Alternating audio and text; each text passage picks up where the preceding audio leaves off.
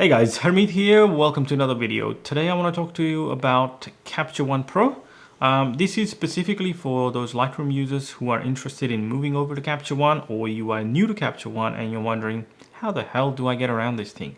So I'm taking some of the concepts of Lightroom and hoping to give you some tips here in this video that will make that interface less intimidating and easy to get your head around and get started with.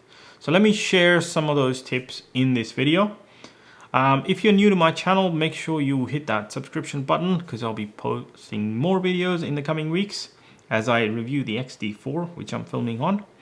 Love the flip out screen. I can see myself. That's me. That's you. That's me. That's you. It's so cool. Anyway, let's get started with the video, and yeah, hit that notification bell. Let me know in the comments down below if you have any tips of your own that you'd like to share with other viewers. Please make sure you post them down the bottom, and if you've got any questions, also leave them down in the comments below, and of course give it a thumbs up. You know the drill. Let's get started.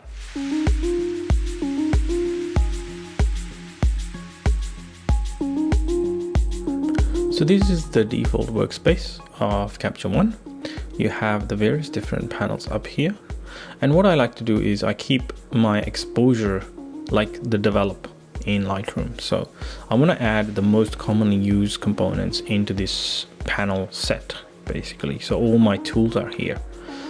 So what I do is, what I use often, I will move up to the fixed area rather than the scrolly area. Again, this is up to you. If you like the scrolly area, you can keep them there, but in my case I want to keep these at least up in the fixed area and arrange them in this order. The other one I like to add is I want to add the basic characteristics. I'll add it at the bottom. I'll move it to the top. This is like profiles in Lightroom. So if I want to change my film simulation to classic chrome, I can do that very quickly and easily here. I can play around with my white balance. I've got my exposure, high dynamic range, and the other one that I play with is sharpening. Sharpening is available up here in this little details panel, but why go around navigating between those? I can add it here. Add tools, scroll down to sharpening, and voila.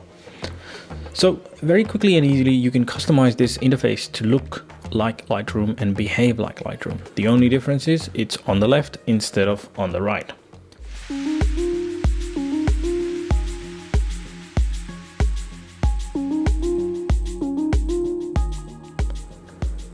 Now by default, the browser, which is like the film strip in Lightroom, is on the right hand side. In Lightroom you might be used to on the bottom.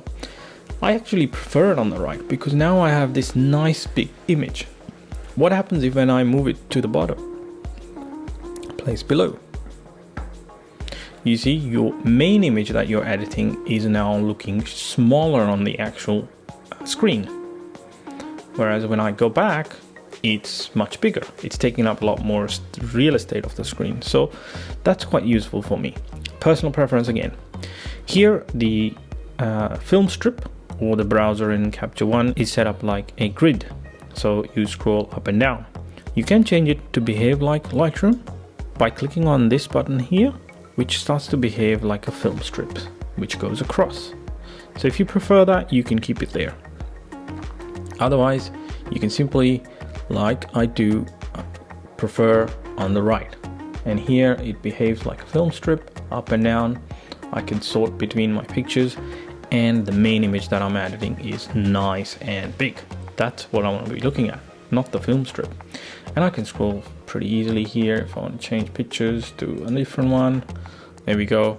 And I have my tools on the left hand side, and I can start playing around with my image and start doing stuff to it. Upgrade to the latest one, and then change it to black and white, for example.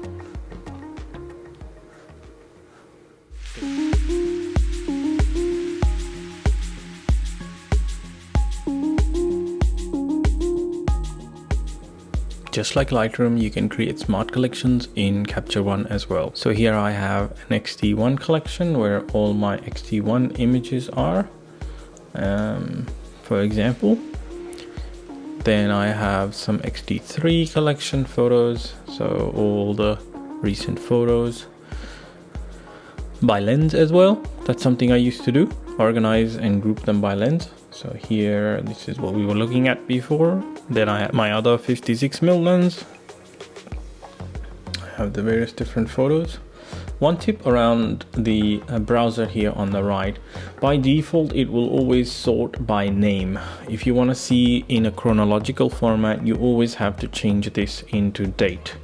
Once you've created the smart collection, you have to organize and sort it by date. And here you can choose to order reverse, so most recent to the top as opposed to the oldest at the top. So here, these are the most recent photos. So that's something that you've got to remember, that it's always going to sort by name. Actually, there's no way, I've searched through many forums, there's no way to set the default sorting by date. It's just a missing feature. Hopefully in one of the releases they implement this, and that will be useful. Otherwise you can just create those collections like so. Show you how I created it. So basically, once you've clicked on that collection, you choose your focal length and equal to how many millimeters, set, click OK. You can put the title up of the smart collection here and click OK, and that will basically show you all those images. For example, if I want to see all of my XT3 images are here in this set, and then by marking them with different stars and edit. So when I edit a photo, I will give it a green flag. So all my photos that are edited, processed, have this green marker on them. So when I'm looking for all the edited shots that I have in my collection, it's quite easy to find that for each year. So here you can see I'm starting to build up my collection. The way I do that is basically in the smart collection, I will choose, so let's create one for 2020, edited 2020, and I will add a filter where it is color tag equal to green, simple as that. But I also want the year, date year is on 2020. So these are all the edited shots that are marked green for this current year. Click OK, and that adds that to the bottom of the collection, and then I simply drag that up to where I want it here. So you can see all the photos that are edited in this collection.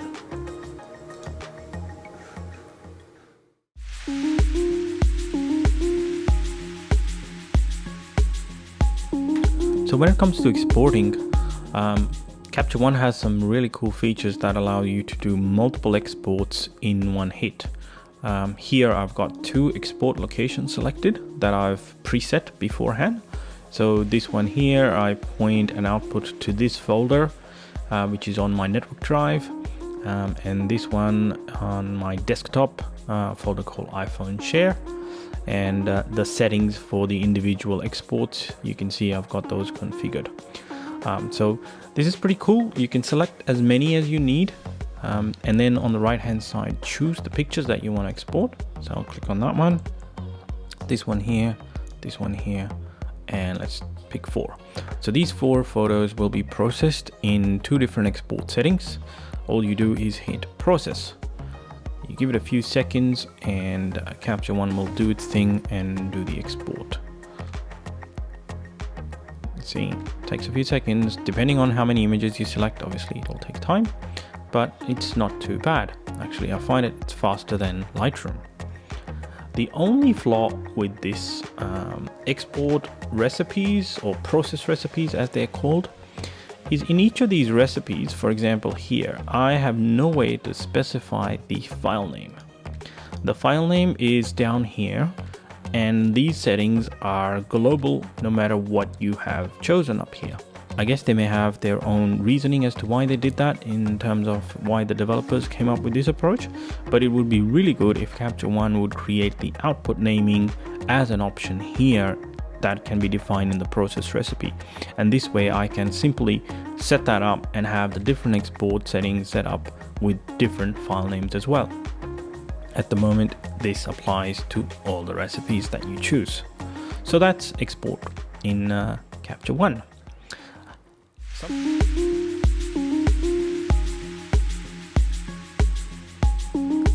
Just like Lightroom, you can also create your own presets in Capture One. So once you've gone through and then done an edit on a photo, so here some of the settings of this edit.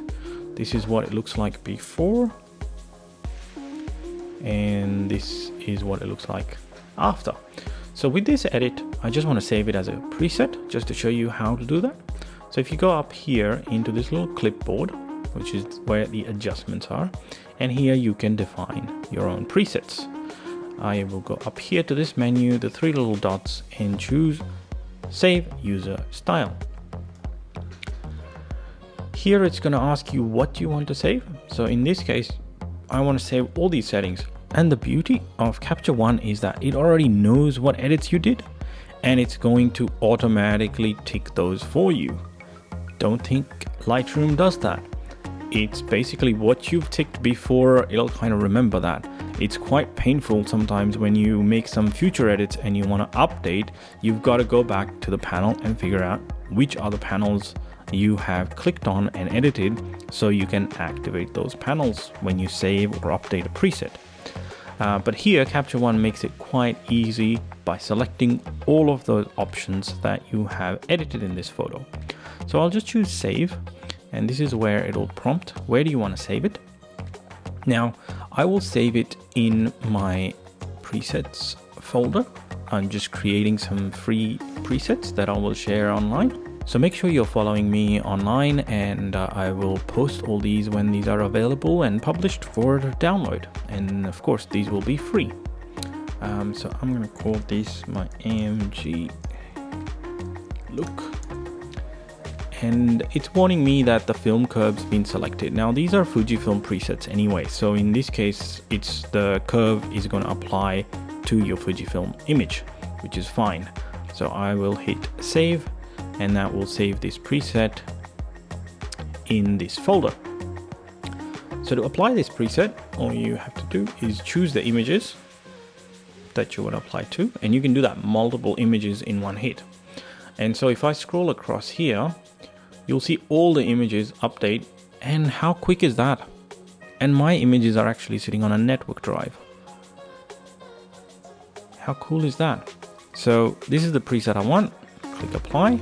And once you do that, those images are ready, and simply we can export them if we want, or further edit the individual image. So if I just want to edit this one now, click out of that, click in here, go back to my exposure panel, and maybe I want to pull the shadows up a little bit more and add a little bit more contrast, and you can further fine-tune that back in your exposure panel. So there you have it. Very easy way to save and apply presets. Alright guys, I hope you found this video useful. Give it a thumbs up, and let me know in the comments what you think of this. If you got any of your own tips that you want to share, leave them down in the comments. Any questions, of course, leave them down in the comments below as well. Make sure you subscribe, and I'll see you soon in another video. Take care guys, bye bye.